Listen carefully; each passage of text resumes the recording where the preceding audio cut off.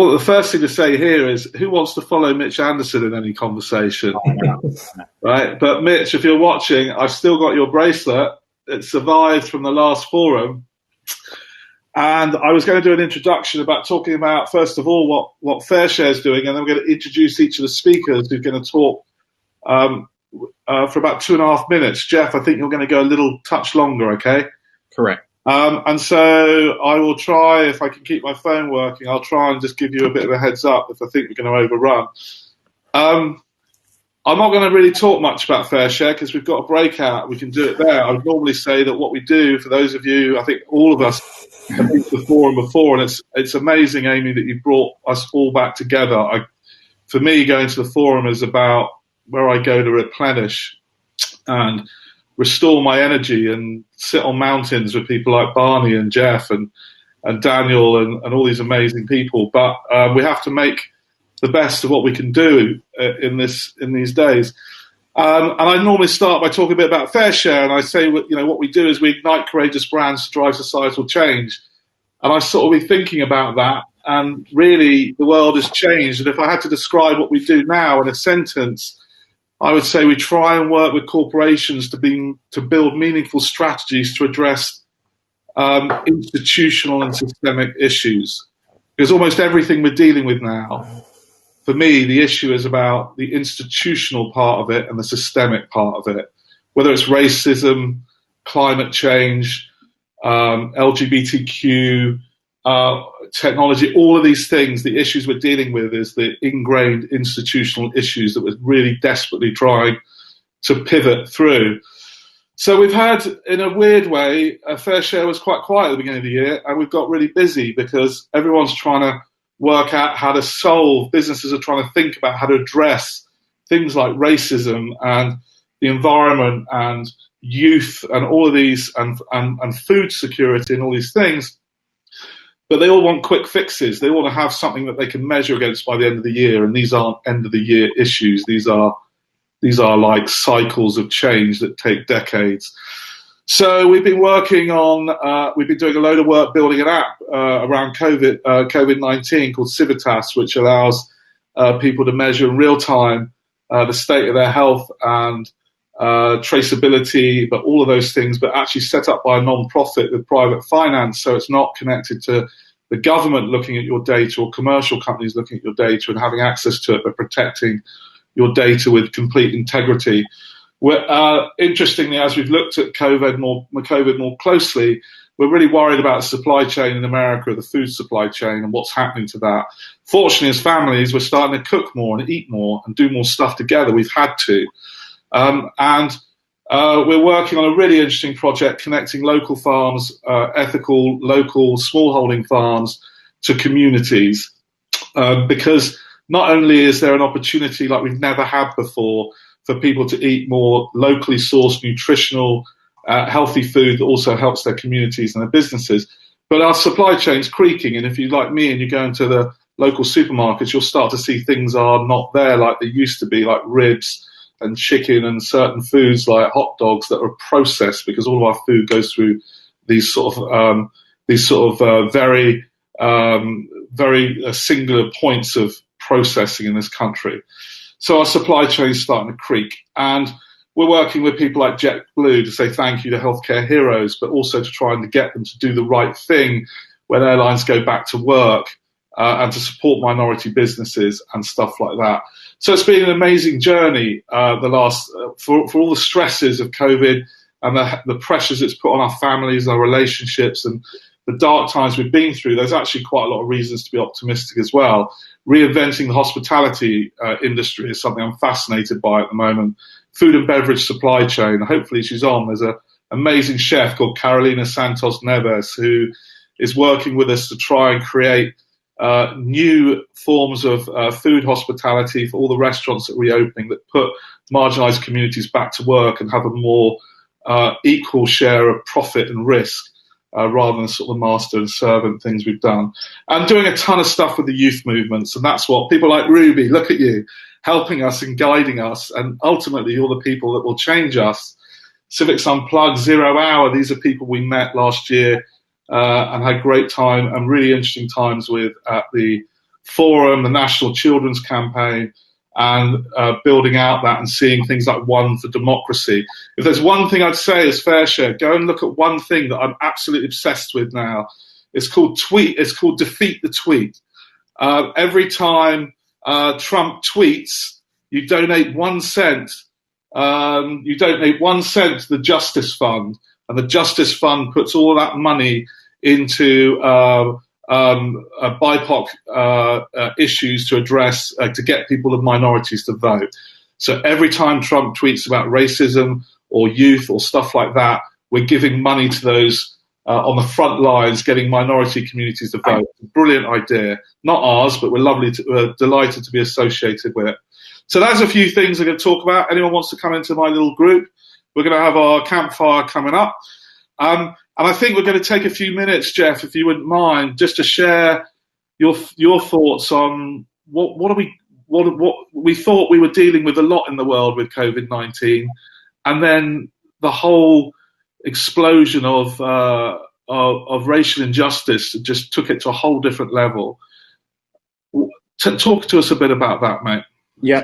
I'm gonna go back a minute though before I do that on two things. First of all, and I see Aimée and Mitch and Swan and especially Eamonn reminded me why I love this community.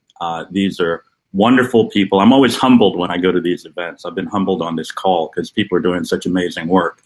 My headspace is exactly where Eamonn is. My slice of this conversation is the corporate sector. I grew up with big Fortune 500s. I believe in them, and I think that it's not about dumping capitalism, it's about evolving it. So my work has always reflected that. Let me just talk for a minute about reflections on this year. And, you know, when I talk about what I've been working on the past year, everyone knows, or a lot of people know, I've been working with a group called App Harvest. They're building one of the largest greenhouses in North America. I'm so proud of them. It's a $100 million project. So fast forward, because they went to Sun Valley 3 years ago, right, Aimée, in January, in 2017. Fast forward, they're going to launch in the fall. Fast forward, they're going to produce 40 million pounds of tomatoes a year. Fast forward, they just did a deal with Martha Stewart. Fast forward, last week, they announced that the governor of Kentucky announced a collaboration with 4 to 5 Netherlands universities, 4 to 5 universities in the region in Kentucky. They want to stand up the ag tech industry in Kentucky. There'll be a multi-billion-dollar initiative, and it's just amazing. And what I love is it's less about the food, it's about K through 12 education and building a new workforce in the region. And they're doing this in Pikeville, Kentucky, the third poorest district in the United States. So Jonathan, who was inspired by Sun Valley, so that's one project I work very closely with. The second one I work very closely with is K through 12 education STEM. So I look to the enabling conditions of the world we all want to have. Eamonn's right about food security, and another one is obviously education. And if you follow education, you know there's a global risk factor. There are 800 million kids globally that are expected not to be able to get jobs by 2030. 800 million. So this would be the Arab Spring times 10. And so there are a number of groups working on evolving the way we look at STEM globally. And a lot of that has to do with social emotional learning. So I work with a group called MindSpark that's working in 30 countries, 40 states right now on evolving the way teachers teach STEM, K through 12, and they're doing it in partnership with business. So that's called problem-based learning. Give kids real-world problems to solve. And they're working with IBM and a bunch of other companies right now. The latest project that I've been working on, and my work, to answer the question, has pivoted from marketing to a lot of business strategy and a lot of CEO coaching, quite frankly, because times have been tough. And Eamon, I know based on the nature of your work, you're seeing that yourself. Look at how troubled the travel industry has been. So one of the groups that I've been working on a lot this year is vote.org. And this speaks to the moment. And the moment around civic engagement, racial injustice is, I've always been a believer, like I said, in the power of the capitalist system. So my slice of the George Floyd moment, my slice of where we are today, is less about civic unrest, but translating it and the role of companies in that transformation. I'll send you guys a link. But if you haven't seen, Pepsi announced a $400 million initiative today on social justice. It's one of the best blueprints I've seen for addressing these issues. And I agree with Eamonn. I'm less concerned with the Fortune 500 writing a check to Black Lives Matter. I'm more concerned with, number one, them looking in the mirror and looking at their governance structure, right? And quite frankly, for me, it's less about racial justice. It's about social justice. So, yes, look at the role of Hispanics in your business, but Blacks, but look at Hispanics, look at LGBTQ, look at gender issues. So I kind of have been working on a methodology by which companies can evaluate these issues. And the elements of the methodology are, number one, look in the mirror, look at your employee hiring practices, look at your executive suite, look at your board. Number two, determine, quite frankly, the relevance of this issue to your business. I think Callaway Golf Clubs leans in on this differently than Coke would, right, based on their target audience and what they're trying to do. So make sure you understand how this touches your business. I was happy that CVS and Walmart and some of the companies have stopped locking up ethnic cosmetics, right, because that sends a message that they think these audiences steal, quite frankly. So looking in the mirror, examining your business practices, corporate procurement and purchasing, what's your ability to advocate and route purchasing through to small businesses, minority-owned businesses, women-owned businesses. And then finally, voting. 6 out of 10 companies in this country do not give their employees a day off from work. So if you're an hourly wage employee and the lines are 5 hours long at your local poll, which they will be, trust me, in the fall, you're not going to vote. So the thing that I've been spending a lot of time the past 2 months on is understanding specifically civic engagement, voting, and the role of companies in that, and the role of that in our society. And so, Eamonn asked me to end on kind of my thoughts on the moment. And I think that the anguish and the frustration over the police, I think, was well placed. But quite frankly, as a black living in America, education, healthcare disparity, wage inequality, jobs, I would rank those equal to or greater than the policing issue. I think we have to address the policing issue. But the role I see of companies, right, the role of companies, imagine this. 5 years ago, Google, Amazon, General Motors pledged $50 million each to STEM. Right now, they should re-examine those commitments and see how they touch down in urban markets.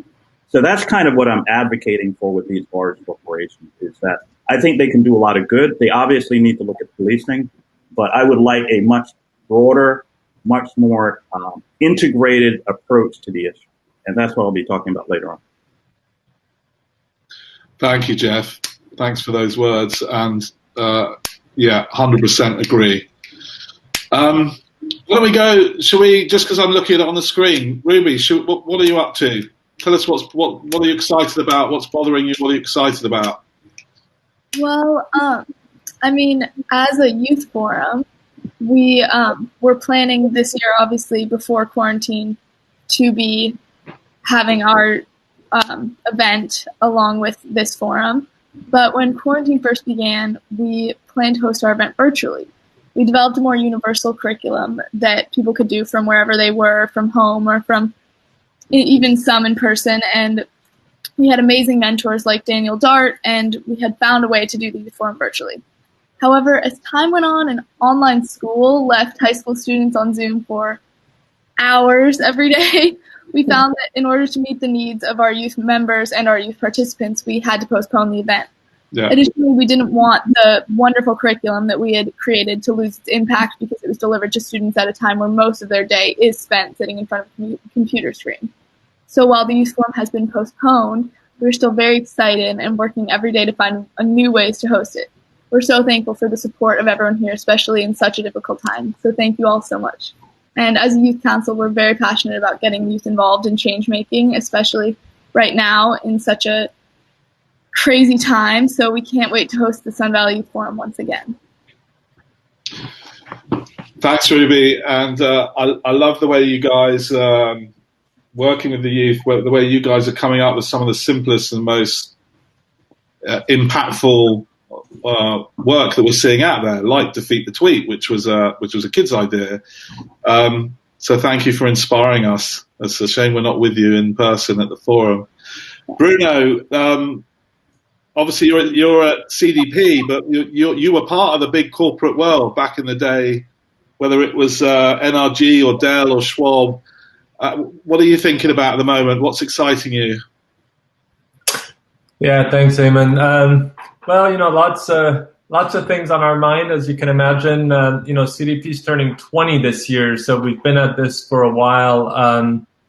And the initial goal of trying to create a systemic link between environmental information and financial information continues to be important. But as we've seen this year, I think it's also become even more important to really kind of provide social lenses into that, so that we don't become overly insular into kind of our environmental mindsets. For those who don't know, CDP is the global disclosure platform for climate change, water security, deforestation. Last year, we actually had significant growth, 20% year-on-year growth in disclosures. We now have, over 50% of global market cap represented through our disclosure platform. We also lead the Science-Based Target Initiative, now have over 900 large companies having committed to set a science-based climate target whose emissions collectively represent those about of Western Europe. So a pretty significant amount of emissions. Really interesting, speaking of corporate, really interesting that those who do best in the CDP system, what we call our A-list, now for 7 straight years have outperformed the broad market by an average of 5.5% a year. I mean, not like 10 basis points, but 5.5% a year for 7 straight years. So really showing that, frankly, environmental leadership and financial leadership combined. We're also the global disclosure platform for cities, states, and regions. So anything smaller than a country, if you will, with nearly 1,000 cities around the world, including about 35 megacities, about 220 here in North America. Really trying to connect actually some of our most exciting work right now we call the City Business Climate Alliance. But really, as we've learned, frankly, through COVID and other things, is cities are really only as resilient as their local economies and their local employment base. And frankly, companies are only about as resilient as where they do business and where their customers live, where their employees live, and where they have operations. So we're doing a lot to connect our cities' work and our businesses. Some of the exciting things we're doing right now, we're doubling down on this platform we have called Matchmaker. In our cities disclosures, cities have actually disclosed over $100 billion worth of financeable projects, anything from improved stormwater management systems to green infrastructure, et cetera. So connecting those projects with all kinds of capitals, whether it's fixed income, banks, impact investors, really trying to kind of double down on that, and actually really realizing we need to do more to bring that equity lens also to how and what projects are financed and in what parts of what cities also that work happens. And so that's an exciting area. We also launched a sustainable food system initiative in the last few months. CDP's worked historically on sectors, regions, themes like climate or water. So we now have this cross-cutting kind of system-wide lens on food systems. And then the last thing I'll mention, which actually kind of hatched around the time of the forum last year and really became a thing, is trying to kind of leverage both the ingenuity of kind of what you would see in the youth forum, also with I think the audacity sometimes of the tech sector. But we've been again collecting, producing data for 20 years, and we've been staring at it for way too long and realizing we're not doing it justice. And so actually in collaboration with Google and Dell and the Bequest Foundation, we launched actually a data competition to open up part of our data set to try to really crowdsource new ideas. Dell just did an internal hackathon with their global employee community. 150 employee teams from literally around the world just basically hacked at a sample of our cities and corporate data and came up in a matter of a week with ideas we've never had. And so actually we're now, and I'll be sharing this with you, Aimée, so maybe you can share it, doing a public hackathon in late July, and then a data competition on Google's Kaggle platform, and about $100,000 of prize money that's been made available to us to create a little bit of incentive. but really to try to unlock new ideas and new ways for us to make this data available to other, potentially non-linear type of uses. So lots to do there, but exciting year in otherwise turbulent times. Bruno, how did those companies like Dell and others, how would they know about that? Well, I mean, the thing is, we talk to all these companies all the time because we push them for disclosure, we push them for ambition and goal setting. We bring them into all kinds of conversations, whether it's in specific places. We hosted convenings in places like Atlanta and St. Louis and Minneapolis and Dallas and others. So we bring these large employers together with some of the municipal representatives, local finance, community foundations, all kinds of things to really try to come together with both local, regional solutions, as well as then kind of global systemic scale, right? So that's,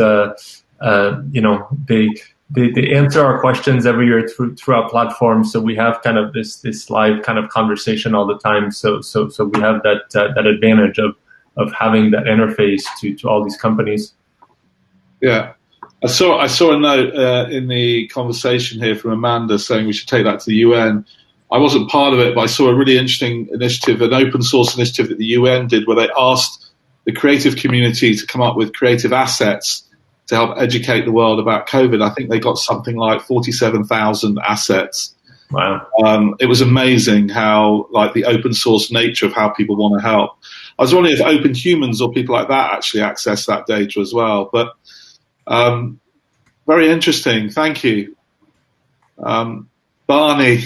Oh my God, if ever there was two of my favorite bromance humans in the world, Barney and Mitch, and we got both of them on this conversation day. Barney, where are you, first of all? Well, I'm actually in my nearby town, but this last 3 months I've been in the working remotely off-grid in the world's oldest rainforest in far north Queensland, Australia. It's 180 million years unchanged, and definitely humbling being back there. That's where I was raised. And it's just great to it was an early start this morning here, and really fired up listening to everyone's conversations and just being connected once more to the Sun Valley Institute. It's always such amazing people, and I like that word, humbling, as George put it. It's always humbling to be reminded of all of these other people in this space. And thank you, Aimée, for doing such a wonderful job curating everything, as always. And I'm keeping busy, Eamonn. It feels like only yesterday we were at Climate Week in New York, having yarns at the UNGA event that Daniel Dart was putting on. And it really has been a change up this last 3 months. I abandoned ship from California in March and came back here. And I've been really working hard to be setting up a lot of projects out here. I'm in the process of fundraising to purchase 450 acres of land out here, which I'm really excited about, in between World Heritage rainforests, a mangrove catchment, and a river system which heads out to the Great Barrier Reef. And I'm going to be making a sustainable development hub happen on that land and planting upwards of 1.5 million trees on that land. It's going to be called Tropical Collective, and I'm doing my best to really make a scaled model that has a lot of data in it that's relevant to the tropics, because a lot of regen projects aren't quite relevant to the tropics, and really doing my best to be a part of a positive model that can help out Indonesia and Southeast Asia and obviously South America. But I'm working hard on that, working with the airports out here, the local council, continuing to work with a tech fund in England with a portfolio of 50 companies, and just doing my best to decarbonize and tell a good story about linking ESG with sustainable development goals, and always bringing it back to the tangible outdoors, which, has always been a core part of my fire, Eamonn. We need to keep it real, and we need to keep people connected to it, whether it's an amazing project like that $100 million greenhouse, which people can come in and see and actually connect with the food around them, or curating outdoor experiences where people actually can go and see conservation areas, see what regeneration and things like permaculture look like. It's really important that we keep it tangible, and definitely been having to change up a lot of models with that recently, because I can't be taking people on expeditions because of all of the COVID restrictions,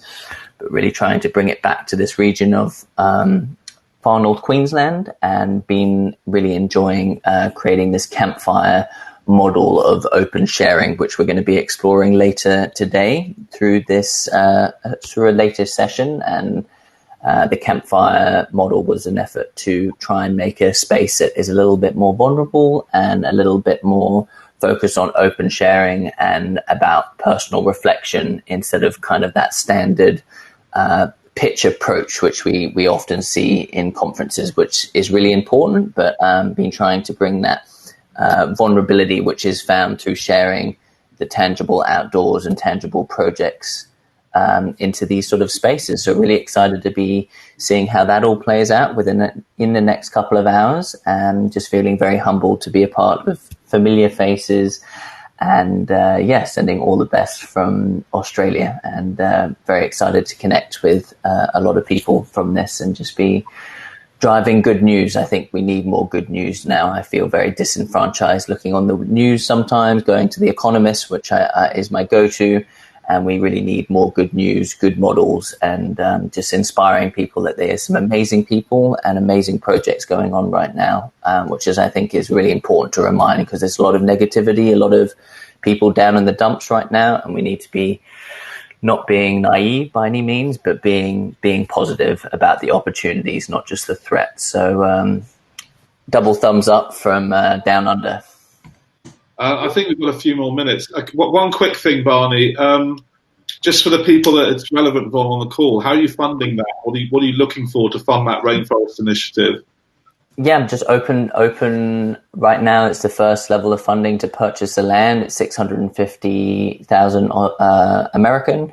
And from there, I'm going to be building out the infrastructure, which will be primarily fed by Australian grants. So if I have that 650,000, which I'm raising now, Australian government will match all of that. And then that's where the infrastructure can come in, which I can be working with students, getting a little kind of botany, genetic diversity hub, because there's some really good universities up here, and we need to be exploring getting medicine and getting knowledge out of these rainforests. And this is the oldest unchanged forest in the world, so there's a lot of potential to be really getting that genetic seed bank, getting just a lot of data out of this forest. So the three key things right now is obviously the social impact, creating jobs, creating positive destination development as an eco hub around in this area, the environmental biodiversity credits, carbon credits, and then that research model of really accelerating the academic side of just learning from these forests, and just creating it as a hope spot. You know, we need more of these hope spots and protecting these really valuable ecosystems. And we've got 4 out of the 10 heritage listed properties, World Heritage listed properties within the forest that this borders. Really crucial. Both species like the cassowary, lots of frogs, lots of mushrooms, and then the actual plant species are very unique there. So within the funding, I'm just been doing the good old pitch and go, you know, and anyone who's interested in being a part of that core land purchase, you know, that this is going to be a scaled thing, that if I get it right here, there's lots of other cane farms and a lot of other potential within Australia right now, because I think especially coming from the fires that we experienced at the start of the year and generally seeing how Australia is rebounding from COVID, I think it's a very investor friendly green bonds, ESG funding, you know, South Korea and Australia really looking good for that market. So I'm just trying to get this first model done by looking good, and then being able to scale that similar approach with a lot of different parts to why this model is gonna work.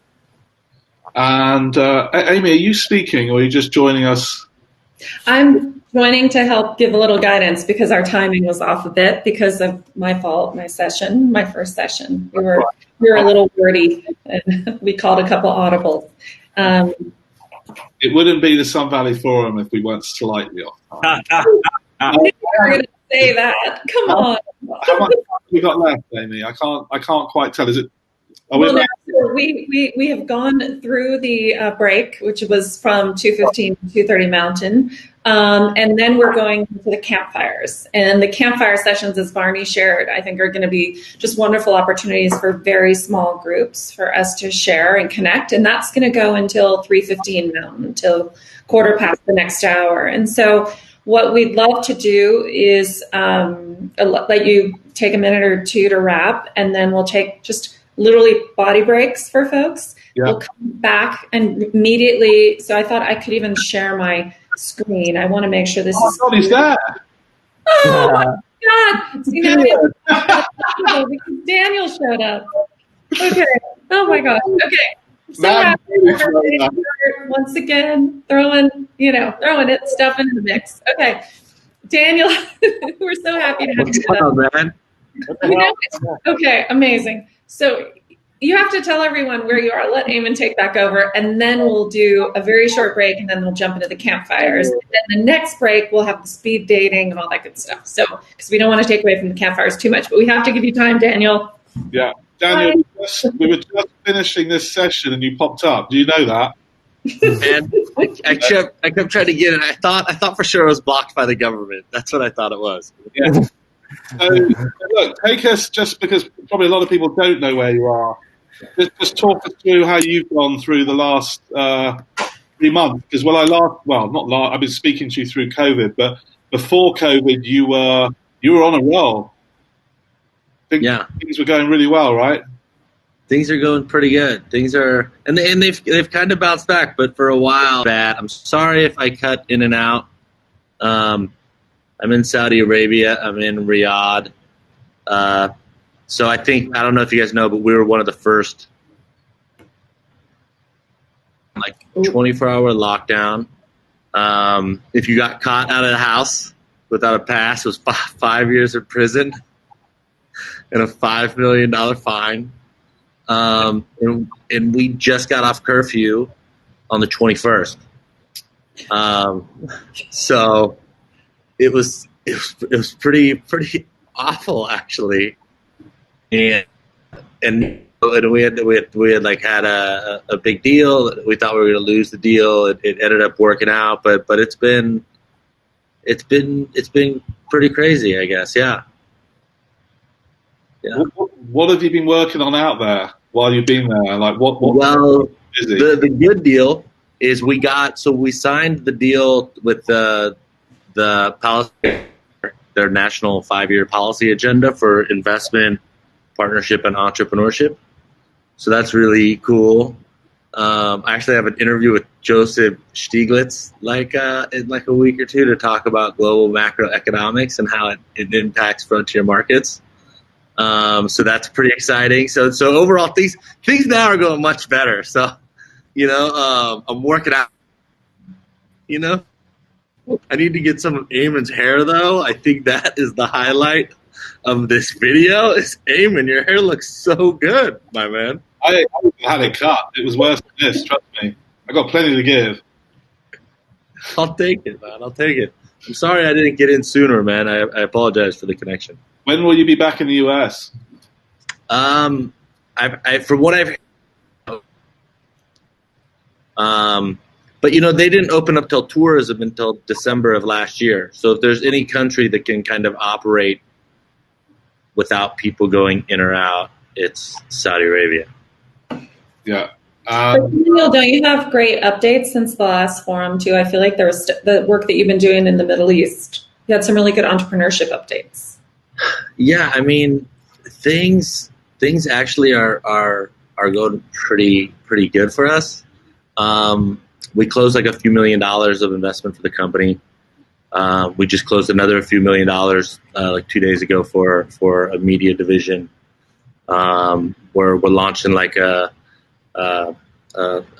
European Union supported pension fund backed fund, and things are really, really good.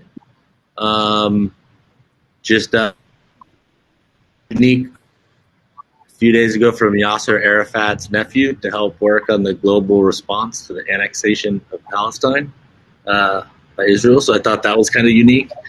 But there's been a lot of stuff. Yeah, I don't want to take up too much time, but well, we have our breakout sessions later for you guys to host rooms, and so I really want to remind everybody from 4:15 to 4:45 Mountain Time, 6:15 to 6:45 Eastern. We've got these rooms hosted by many of our update folks, many of our partners and advisors who've just spoken, so we can dig more deeply into their projects. So just want to encourage everybody to email Mike.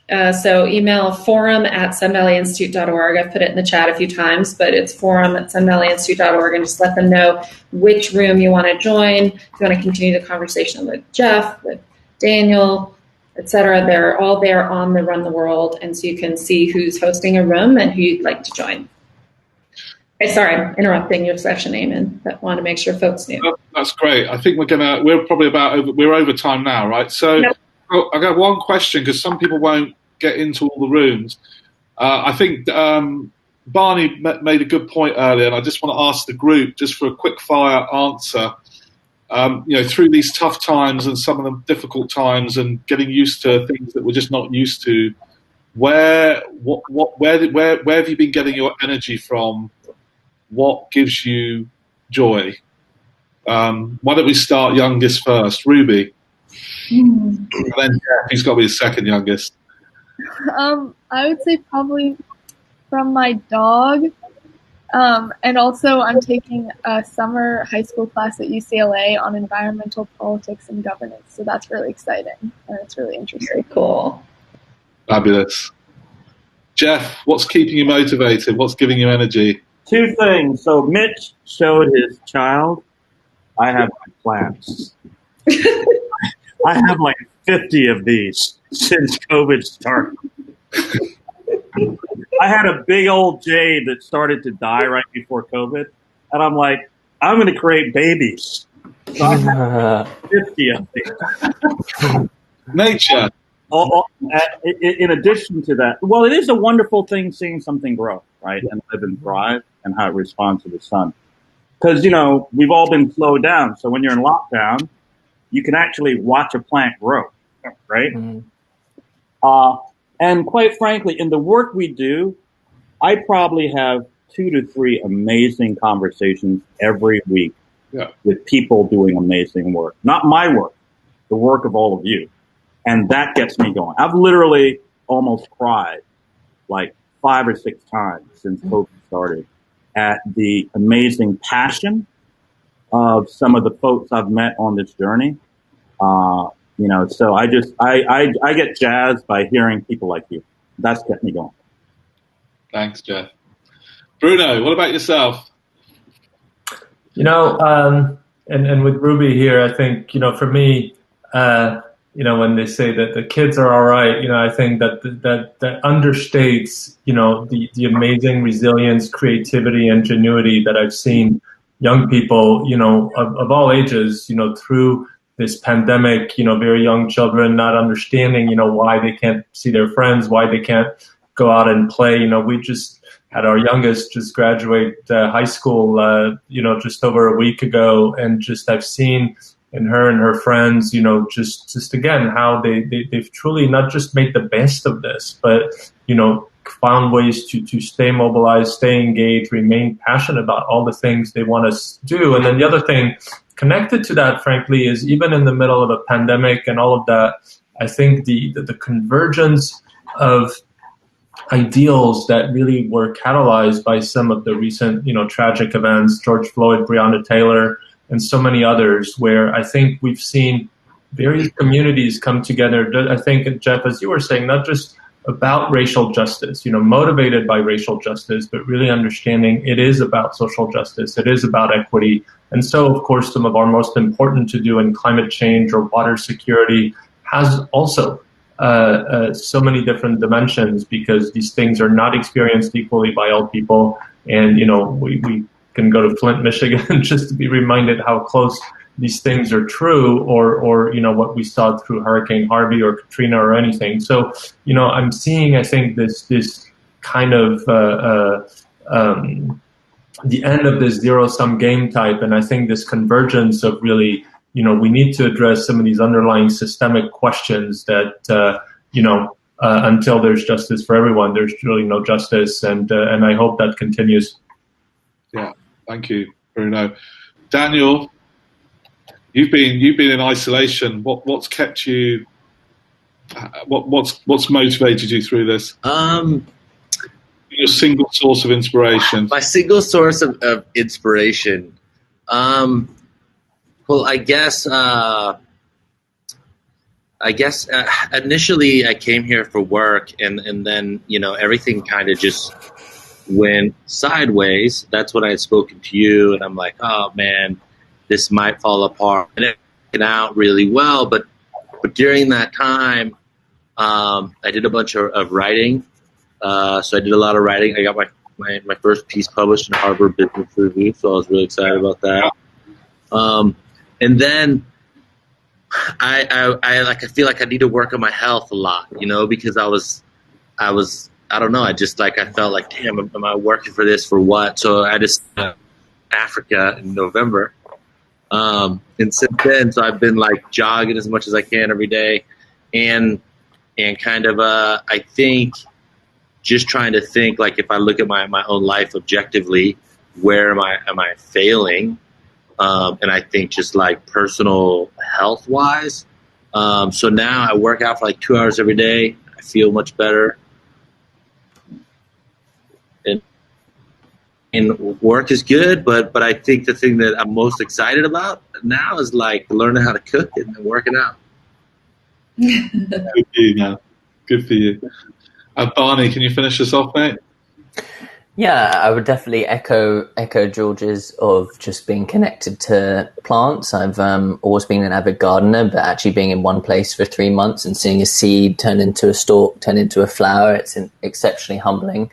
And I think just tying into that, being in an ancient rainforest, every time I felt sad or overwhelmed or not relevant or disencouraged by everything that we're going through, just grounding in the fact that we are in a living system that is ancient and millions of years old, and evolution in itself is just humbling to be immersed in. And I think that motivation to respect that and also be an active voice and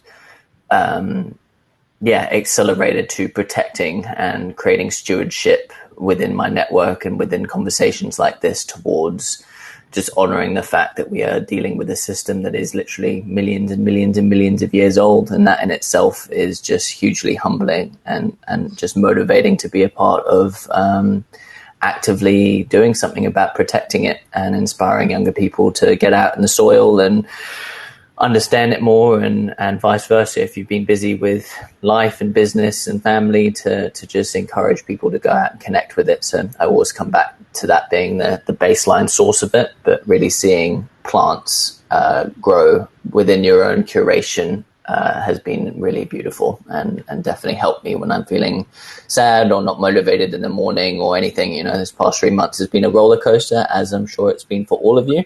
And always coming back to that's been really grounding and just helpful. A lot of plant talk here, which is great. Any final thoughts from you, or what's kept you motivated through this? I see you walking the mountains with your mother. Oh my God, I want to be there all the time. I have to say, my little white dog, who you often see on social media with me, I think, is just here to my left on the floor, looking at me now. So have a name? Her name is Mara. Okay. So she's a big one for sure. I'm very grateful that I live with both her and my, mom, 86-year-old mom. And we hike as much as we can and get out. And she's a nature educator, as a lot of you know. So she's why I do what I do. And so anyway, very grateful that they both, keep me together, and all of you. I'm just so happy to see all of your faces. And someone put in the chat, it was Jameson, who said it was so great to see Daniel and his, what do you say, cat with a full belly grin or something like that. Because Daniel, you always have this big smile as if you've just eaten the canary. So anyway, it's great to see you guys. And we did, it's okay, I'll transition us. Amen. Yeah. Thank you. Thank you, especially, I'd like to say, from the earliest to the latest on this screen. We have Barney, who got up probably around 3 a.m. his time. And then we have Daniel, who's up now well past midnight, I think, in Riyadh. And so I just wanted to thank you guys for, even though we couldn't be in person, to be here with us. And a reminder to everybody who's on to please either put in the chat, but ideally you would email forum@sunvalleyinstitute.org. Two things. One, do you want to right now join one of the campfire sessions? Because Mike has to put you into one. And so he will do that immediately. And it's going to be just a handful of us in each campfire discussion for about half hour, 40 minutes. And then we will come back together for the program, for the wonderful local to global. We'll take a break. Sorry, we'll take a brief break where we can do our networking. And then we'll come back together for the local to global conversation again. But I just want to say, please do let Mike know if you want to be assigned to a campfire right away, because we have these incredible people, including a number of them on this screen, who are going to be hosting these great conversations for us to spend some time hearing more from each other and being on the screen together to connect more deeply. Let's see. Oh, and then finally, another chance to spend some time with our partners, advisors, is that closing, the reception time from 4:15 to 4:45. So, and just let Mike know who you want to join for that session specifically. With that, what we're going to do is we're going to sign off, and if you need to take a quick body break, go for it. But otherwise, immediately join your campfire session, which you've been assigned to. And we really look forward to those. And thank you, Barney, for guiding us on that model, that format, to kind of get out of, as you said, the usual pitch mode, but more of the connecting. And which is what I love about the forum when we're in person, because you might start with the pitch mode, but then you're over dinner or you're hiking or whatever, and we always get to that deeper place. So thank you for helping us do that virtually. Eamon, nice job. Thank you, Eamon. Always. Fire in a minute. Okay.